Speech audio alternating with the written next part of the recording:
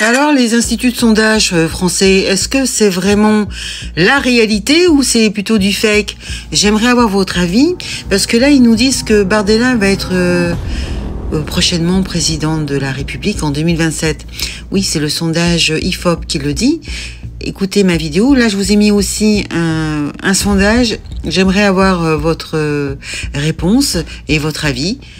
Qui va être président de la République, selon vous? Est-ce que Bardella sera le prochain président de la République en 2027? Merci.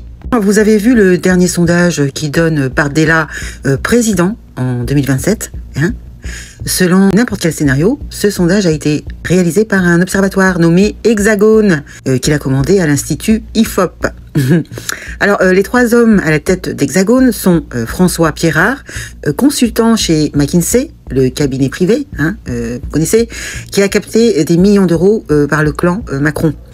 Vous avez aussi Robin Nitto, le directeur de communication, c'est un essayiste passé par le Figaro. Et enfin, vous avez Paul Sébille, un ancien de l'IFOP et du ministère de l'Éducation nationale. Super brochette. Mais donc Hexagone, ça appartient à qui exactement, hein? Alors cet observatoire a été créé il y a seulement quelques mois, hein, faut le savoir, par le milliardaire, vous avez bien entendu, milliardaire néo-conservateur, on va dire, ou pas dire autre chose, et exilé fiscal, Pierre-Édouard Stérin, un homme dont l'objectif affiché est de faire gagner l'extrême droite en France. Il a même débloqué 150 millions d'euros pour former des candidats et conquérir un maximum de mairies l'année prochaine. Bref, bon, je suis pas là pour pleurer sur les scores de l'extrême droite, hein, bien entendu, mais pour rappeler quelques bases nécessaires. Donc on voit bien que le suffrage universel qu'on nous vend comme la liberté politique, la plus précieuse, n'a aucune sorte d'importance quand des milliardaires façonnent nos imaginaires, hein, l'opinion, la pensée unique.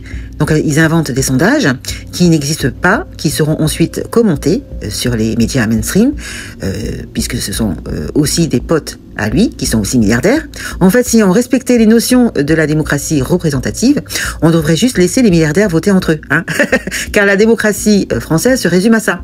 Quelques bandes de milliardaires qui vont diriger la France pendant 5 ans. C'est la question. Quelle bande de milliardaires, hein?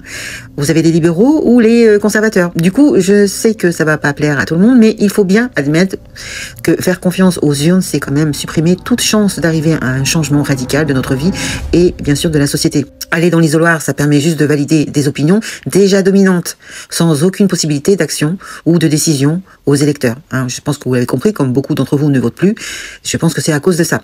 Donc les protocoles électoraux sont faits uniquement pour maintenir l'ordre social actuel.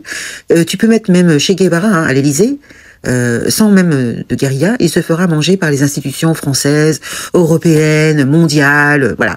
Les coups de pression économique, le FMI, etc., etc.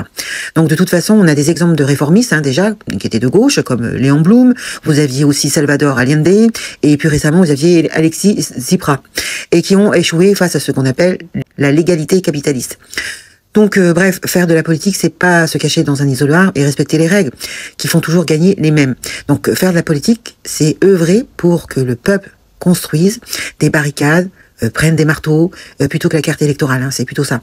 Qu'il soit lui-même maître de son argent, de son temps et de son travail, et qu'il soit réellement souverain. C'est ça, faire de la politique. Je vous dis à très bientôt.